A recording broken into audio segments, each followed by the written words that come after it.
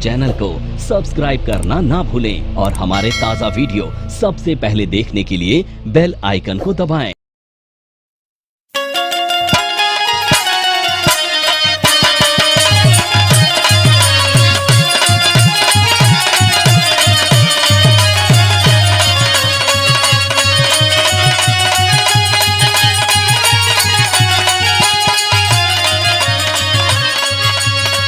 सबसे पहले देवहनिया पंचायत के तमाम मतदाता लोगन के और देवी रूपी माता बहन लोगन के मुखिया के उम्मीदवार मुखिया के प्रत्याशी सुमन देवी जी की ओर से हार्दिक अभिनंदन वंदन और शुभकामना बा।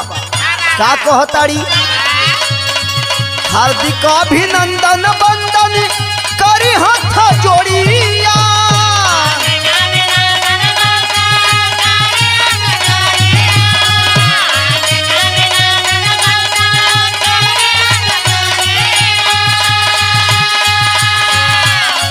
हार्दिक अभिनंदन वंदन करी हाथ जोड़िया, सुनी सब बहिनी मतारिया हो। सुमन देवी के मुखिया बनाई जाए न की पारिया, सुमन देवी के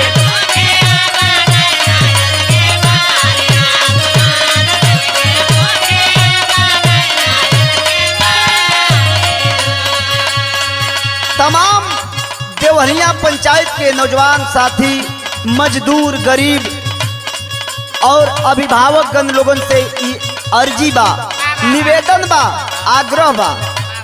का निवेदन बा? सबसे करा मठ जूझारू जोग्य हई प्रत्याशी सुमन देवी जी।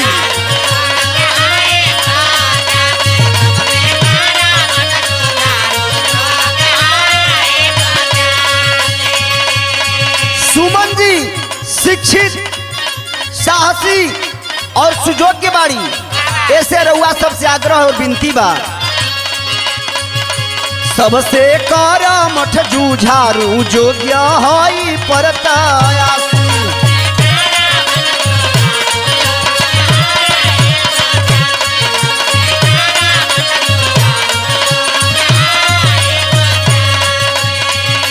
सुमन देवी मटियारी के हई निवासी,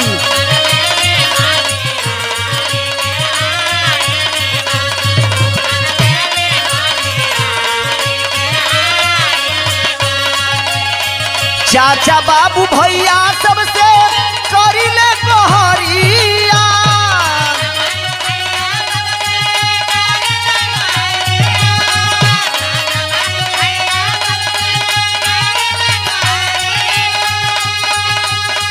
चाचा बाबू भैया सबसे करिले गोहरिया, पौआ में रखिले पगरिया हो। सुमन देवी के मुखिया बनाई जाए न की पारिया, सुमन देवी के मुखिया बनाई जाए न की पारिया।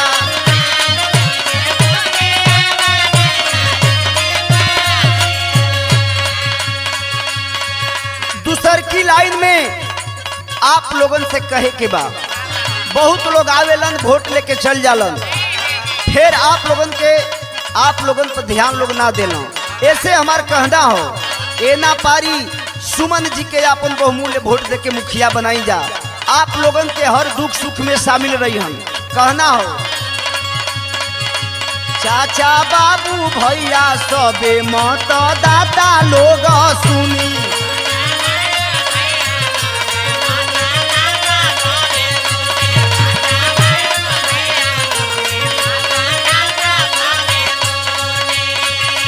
सुमन देवी जी के मुखिया रउआ लोगन आपन चुनी,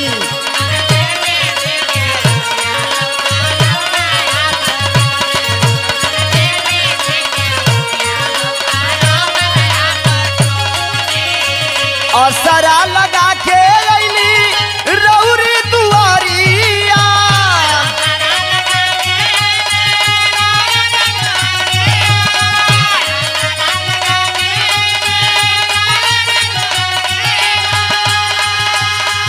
असरा लगा के अली रौरी दुआरिया पौआ मेरा खेली पगरिया हो सुमन देवी के मुखिया बनाई जाए नखी परिया सुमन देवी के मुखिया बनाई जाए नखी परिया।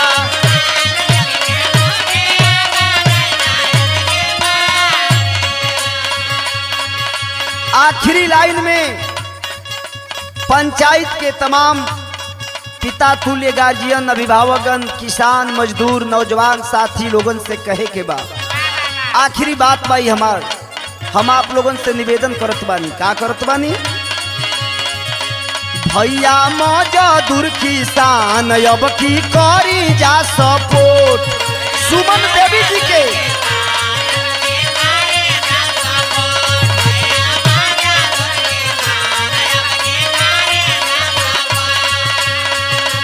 सुमन देवी के मुखिया बनाई जा देके वोट अपन एक बहुमूल्य वोट देके अब की बार मुखिया बनाई जा सुमन देवी जी के।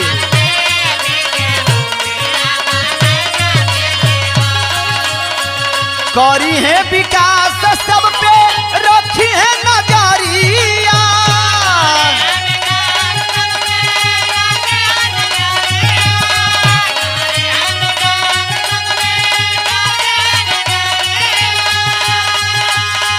करी है विकास सब पे रखी है नजरिया सब ही के करी है कदरिया हो सुमन जी